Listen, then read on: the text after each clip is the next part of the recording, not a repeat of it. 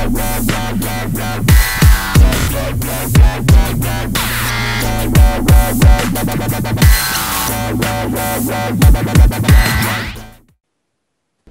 to The Current, your online show aimed to keep you up to date on the latest news in music, entertainment, sports, technology. On today's show, we've got my good friend Jordan Raynor joining us. He is one of the most energetic and passionate people I've ever met, especially in the world of digital politics and technology.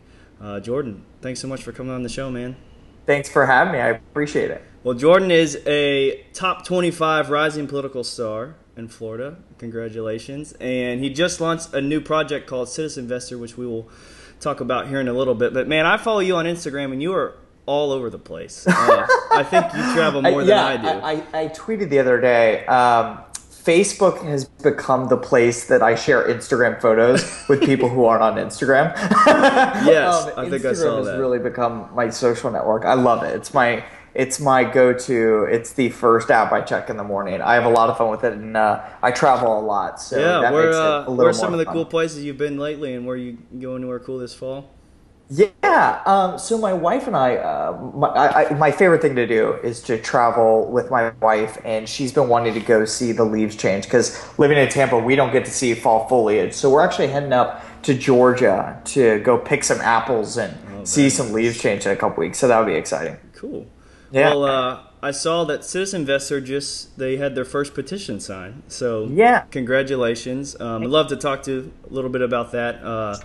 Where did this idea come from, and how does it work? Yes. So Citizinvestor is a crowdfunding platform for local government projects. Essentially, it's Kickstarter for government, right? So we work with municipalities who across the United States don't really have a lot of extra cash laying around these days, and working with them to find the projects that citizens want to see today, not 10 years from now, not 15 years from now. We're talking about the parks and the pool renovations that citizens are willing to pay out of their own pockets for to get now instead of 10 years from now. So we just launched in the city of Philadelphia, which we're really excited about. We are launching in another very exciting city likely tomorrow or sometime this week. So we're very excited about that. And yeah, it's an interesting platform, and it's not just a platform for governments to get projects funded, but it's also a platform for citizens to petition their governments for the projects that they want to see. And we just had our first successful petition signed last week in the city of St. Petersburg. There's an interesting idea to basically install bike pumps along a really busy bike path. Yeah, so it's cool. We're really excited about the launch. So you've basically given the power of the people to get stuff done through the internet, not having to rally around, call people up, and all that type of thing.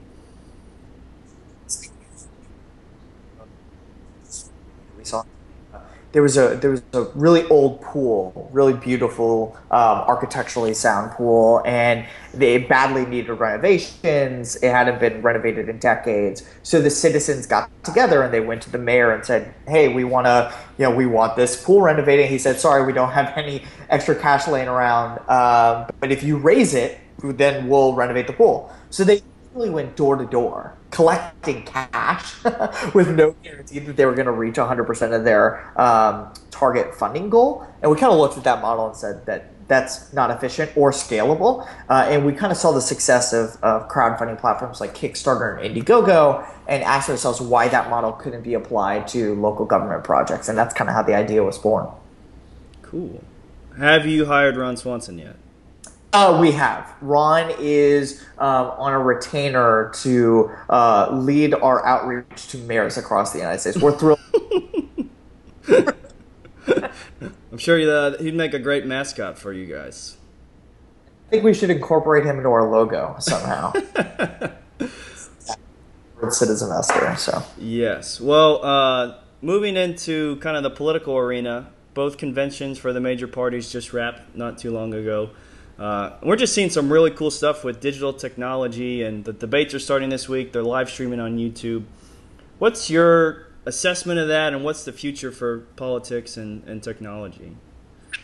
I mean, this has been unquestionably the digital election, the first In 2008, we saw the Obama campaign do some extraordinary things through technology, raising more than $500,000 online, doing some really impressive stuff. But this year, the tools have become so ubiquitous, and by tools I mean the internet as a whole, but also social media has become ubiquitous in culture that it's really become revolutionary. It's not until Clay Shirky says in his book, a fantastic book, Here Comes Everybody, he says it's not until tools become technologically boring that they become truly revolutionary. And I think we're seeing that in 2012, right? With the debates being streamed on YouTube.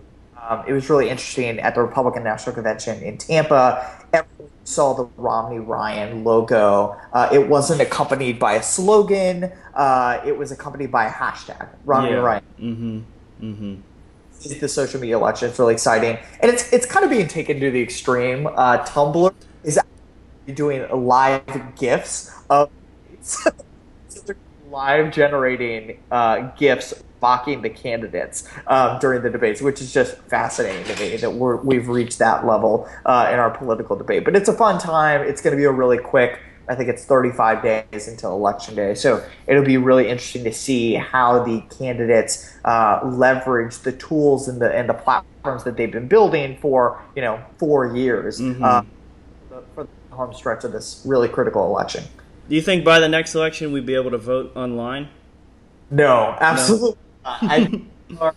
If it ever happens, which I think is a stretch. I think decades away. There's a lot of security issues with online voting, and frankly, a lot of security issues that go with voting electronically. Period, with anything other than a paper ballot. Yeah, I mean, we live in Florida, so we know all about that.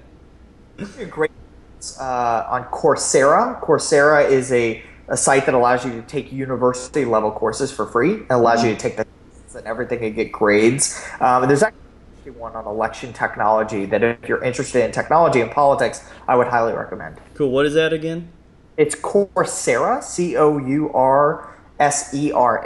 I think it's .com, Coursera. It's a really interesting. I'm fascinated by this trend of kind of open source education and just the Udemy's of the world and Coursera and iTunes opening up what's been a very walled off garden of universities for decades and centuries, really in this country and in the world, and really opening up that content, some of that content for free, so that people can learn from home and not free but get very valuable information and have an education experience that's custom to their interests as a lifetime student / nerd.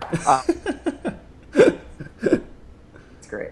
Yeah, well, I'm sure you will continue to stay on the front of technology and politics, and we appreciate you coming out, taking the time to come on the show. I'm sure with the election coming up, we'll probably get you back on to kind of assess everything once everything speeds up, and you're welcome back anytime. Good, thanks, Dan. All right, man. Thank you.